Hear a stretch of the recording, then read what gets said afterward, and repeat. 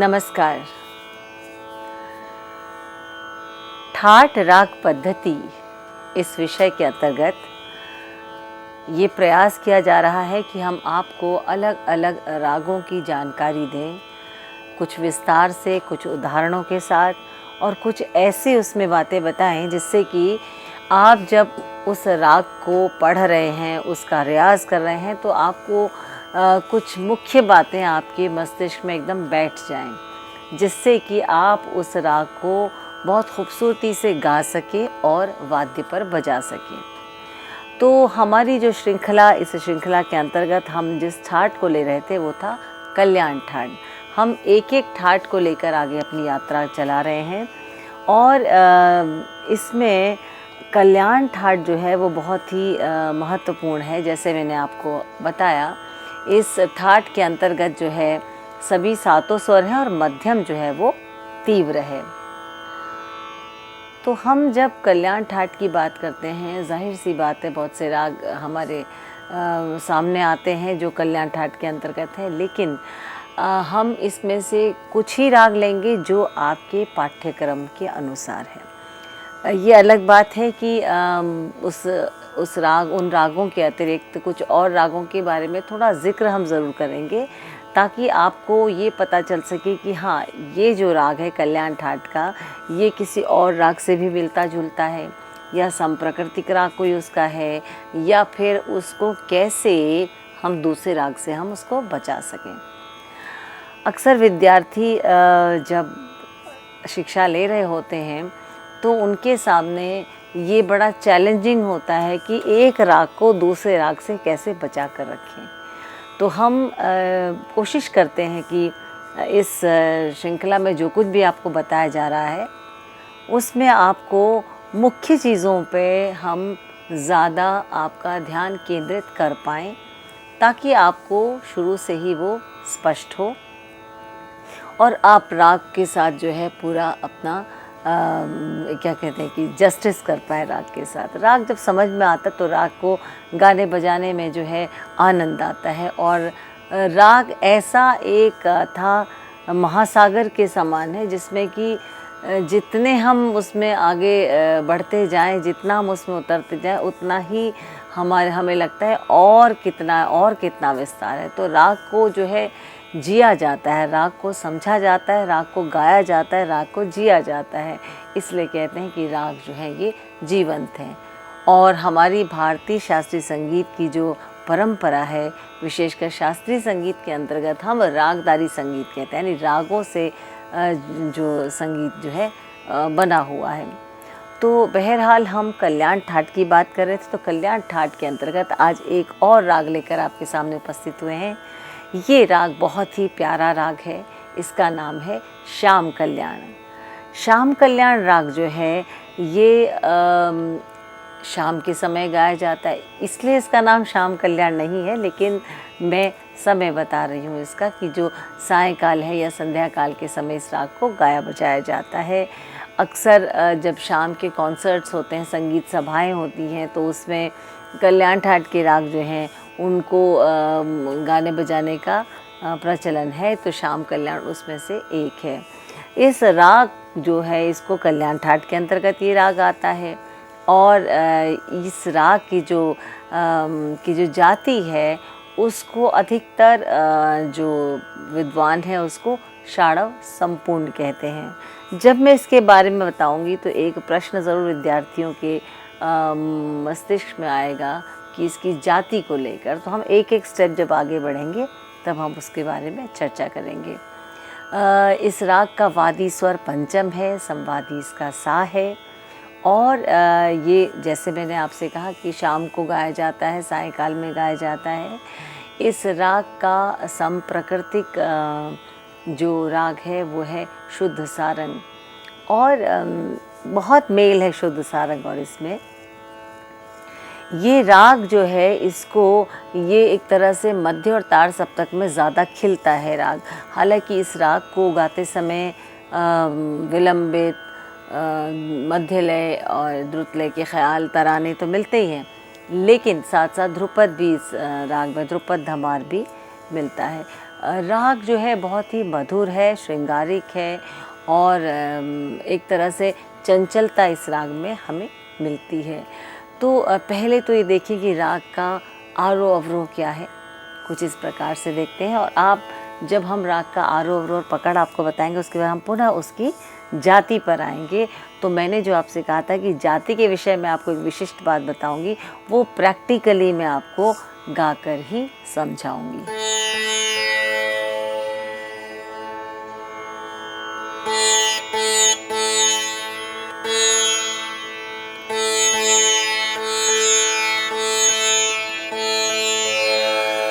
Light की वजह से या एसी की वजह से तानपुरे की तारें जो हैं वो रिएक्ट करती हैं और इसलिए उसको थोड़ा बहुत मिलाना पड़ता है, क्योंकि एक समय तक उसको एडजस्ट होना होता है अपने एनवायरनमेंट से। ये बड़ी ही नाजुक, बहुत डेलिकेट होती है ये तारें, तो इसलिए उसको बार बार जो है उसको छेड़ कर उसको मिलाया जाता है और उसको मिलाकर छोड़ दिया जाता है, ताकि वो अपने इस एनवायरनमेंट से जो समय लाइट हो या ठंडा है कमरे में या बहुत अधिक गर्म है, उससे वो थोड़ा सा वाकिफ़ हो जाए। फिर कुछ समय के बाद ये तारे एडजस्ट हो जाती हैं। तो इसीलिए मैं जब भी कुछ शुरू करते हैं तो अपने तारों को हम चेक कर लेते हैं।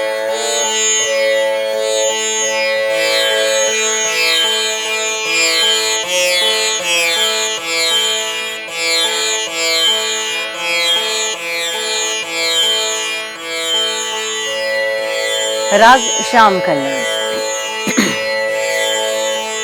नी सा नी सा रे मा पा रे मा पा नी सा सा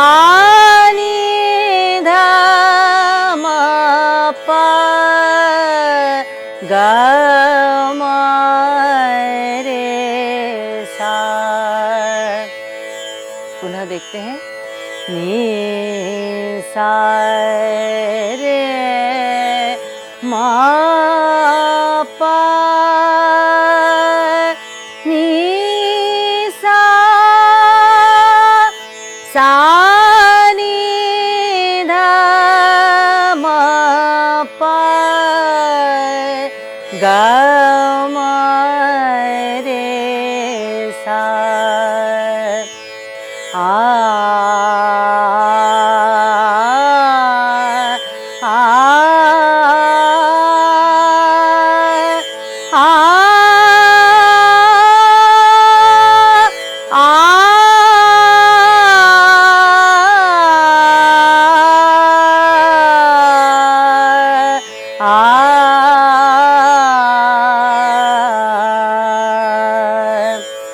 देखिए राग शुरू हो रहा है मंद्र सप्तक के नी से और इसमें मध्यम जो प्रयोग हो रहा है रे मा पा, तीव्र मध्यम का प्रयोग हो रहा है। नी सा रे मा पा नी सा, तो ये कहीं कहीं सारंग के पैटर्न पे चल रहा है, लेकिन तीव्र मध्यम जो उसको अलग करता है। और अवरोह सा नी धा मा पा, पुनः तीव्र मध्यम मा पा गा मा रे, यहाँ पर शुद्ध मध्यम का प्रयोग गा मा रे सा। तो कुछ ये सारंग जैसा दिखाई दे रहा है। और लेकिन जो एक बहुत बड़ी बात जो इसकी मुख्य विशेषता है वो सामने आ रही कि इसमें दोनों मध्यमों का प्रयोग होता है, यानी शुद्ध भी और तीव्र मध्यम भी। लेकिन आप कंपैरेटिवली जब हम इस राग में देखें तो तीव्र मध्यम का प्रयोग जो है वो ज़्यादा हो रहा है शुद्ध मध्यम के तुलना में। और जब शुद्ध मध्यम का प्रयोग होता है तो वो गा मा रे सा नि सा रे मा पा गा मा रे सा। तो जब अब आरोहात्मक जाते हैं तो वो आपका तीव्र मध्यम, और जब ग म रे सा, इस प्रकार से ये जो फ्रेज आ रहा है इसमें शुद्ध मध्यम का प्रयोग। हाँ, जब हम इसका विस्तार करते हैं तो आप देखिए नि सा रे मा रे मा पा, इस प्रकार से रे मा रे, कहीं सारंग दिखाई देता है, मा रे नि रे सा, नि सा रे मा मा पा, एकदम राग ने अपना चेहरा बदल दिया। तो देखिए राग जो है ना वो खुद बोलते हैं, राग खुद कहते हैं कि हमारा स्वरूप ऐसा है, हमें ऐसा गाओ। तो जब उसके स्वरूप के हिसाब से समझकर उसको गाया जाता है तो राग अपने पूरे फॉर्म में हमारे सामने प्रकट हो जाता है। इसीलिए आप देखिए कि संगीत एक ऐसा क्षेत्र है, उसमें चाहे कोई शास्त्रीय संगीत का गायक हो, चाहे कोई उपशास्त्रीय संगीत का हो, या लाइट म्यूज़िक का हो, या हम कहें चित्रपट संगीत का हो, वो स्वरों के आनंद में ही डूबता है। और श्रोता जो है उसके सामने जब कलाकार स्वरों को एक रागों को, हम कहें राग के जो स्वरूप है उसको स्वरों के माध्यम से अभिव्यक्त करता है, तो उसके आनंद से वो भी अछूते नहीं रहते। इसलिए मनुष्य जो है वो उसके लिए संगीत जो है, साहित्य संगीत जैसी जो कलाएं जो विशेष तौर पे हैं वो बहुत ज़रूरी है, उसको सीखना, उसके प्रति रुचि रखना जो है बेहद ज़रूरी है। और संगीत तो मानव जीवन के साथ शुरू से ही जुड़ा हुआ है। तो यहाँ पर जब हम श्याम कल्याण में देख रहे हैं तो शुद्ध मध्यम रे मा रे मा पा ग म रे सा।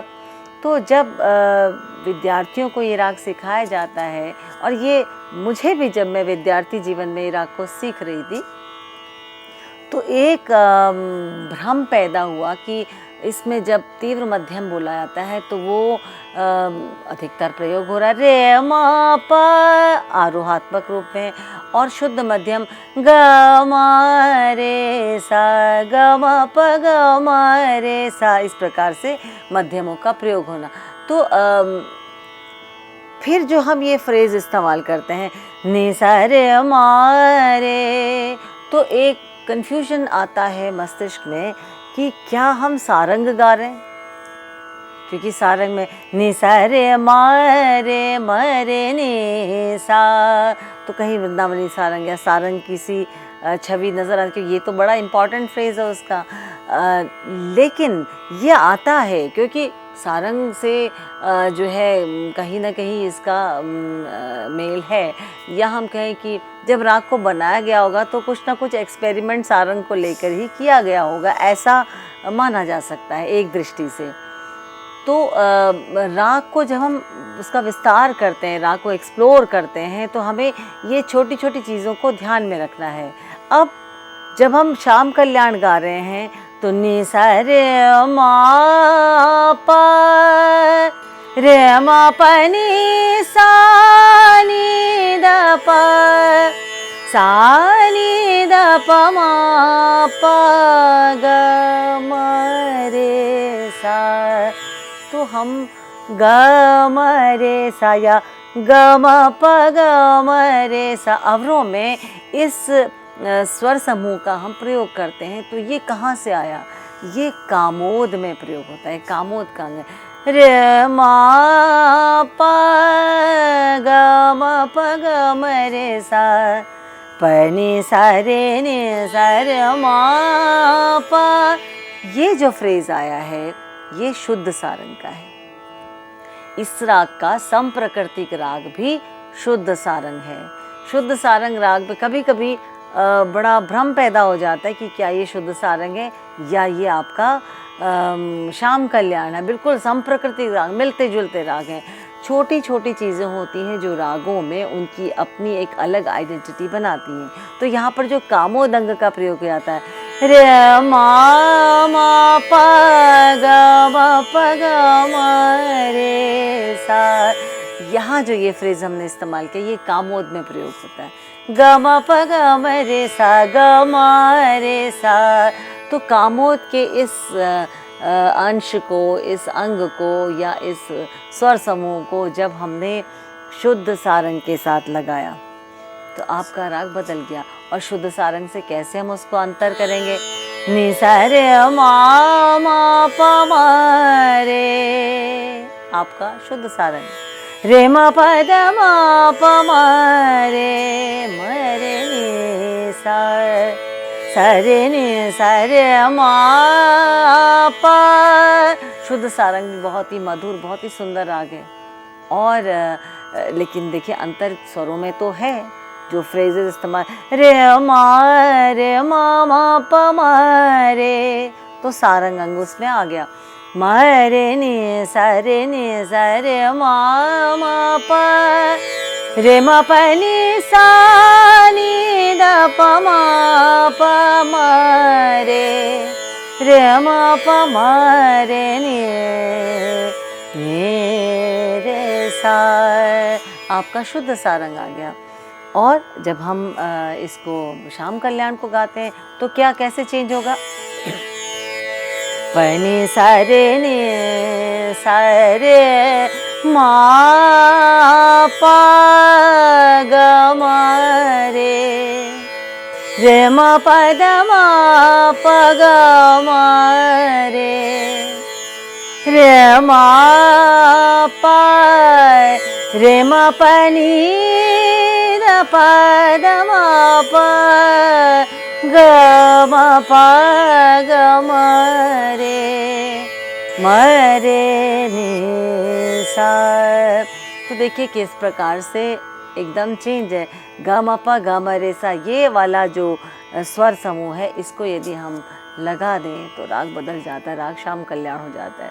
श्याम कल्याण शाम के समय गाया जाता है, शुद्ध सारंग जो है दिन के समय गाया जाता है। 11-12 बजे के समय शुद्ध कल्याण, शुद्ध सारंग को गाने का समय निर्धारित किया गया है।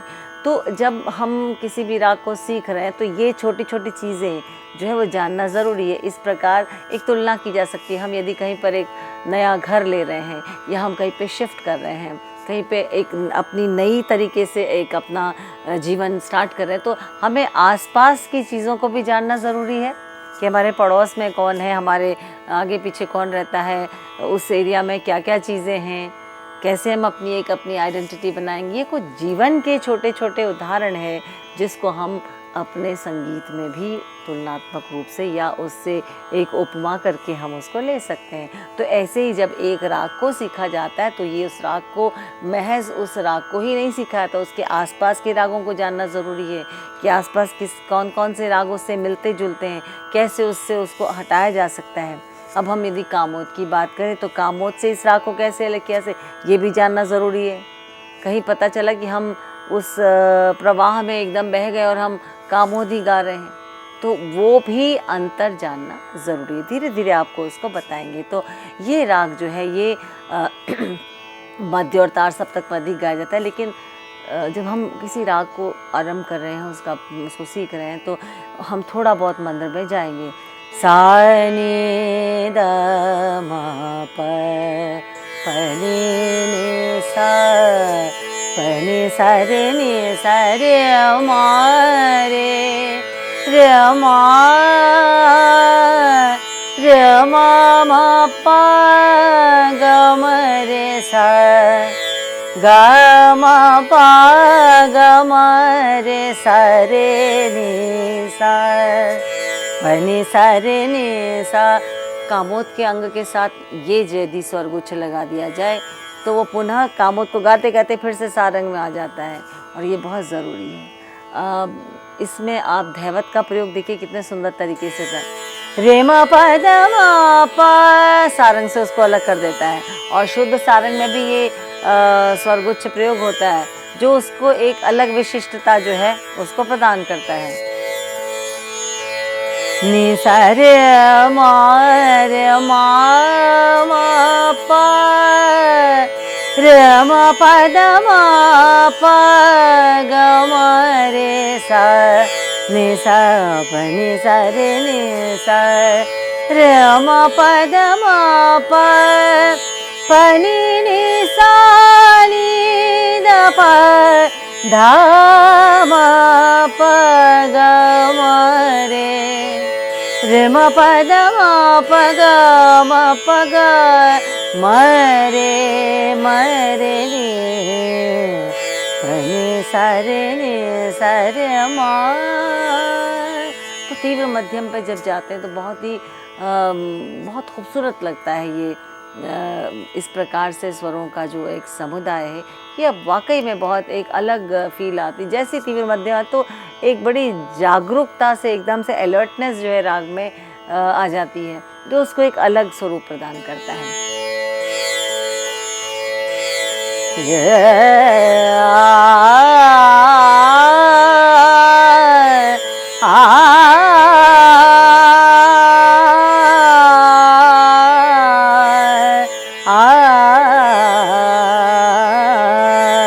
एक बंदिश देखते हैं 3 ताल की।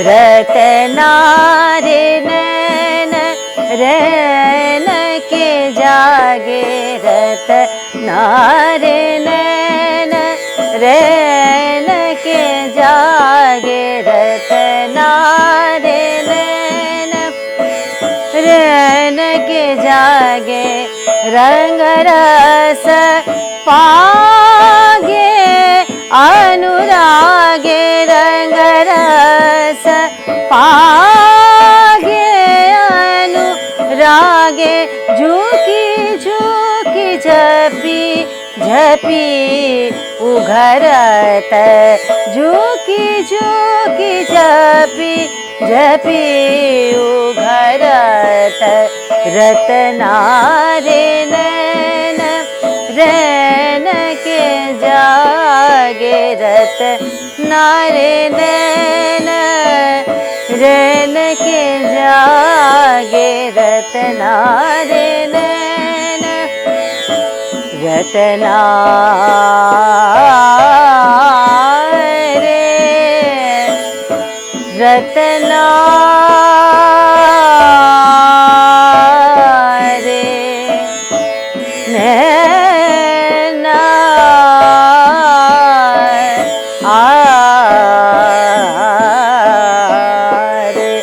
रतना रे नैन रैन के जागे, रतना रे नैन रैन के जागे, रंग रस पागे अनुरागे, रंग रस पागे अनुरागे, झुकी झुकी झपी झपी उघरत, रतना रे नैन रैन के जागे, रतना रे नैन रतना रे नैन रतना रे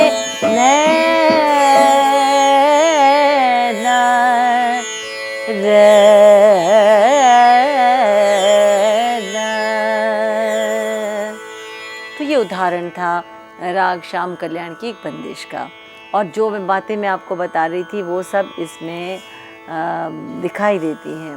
पंचम जो है इसका वादी स्वर है, और देखिए बार बार पंचम पर न्यास होता है, पंचम से एक अलग चमक आती है इस राग में, और उसके संवाद में षड्ज जो है उसका संवादी है।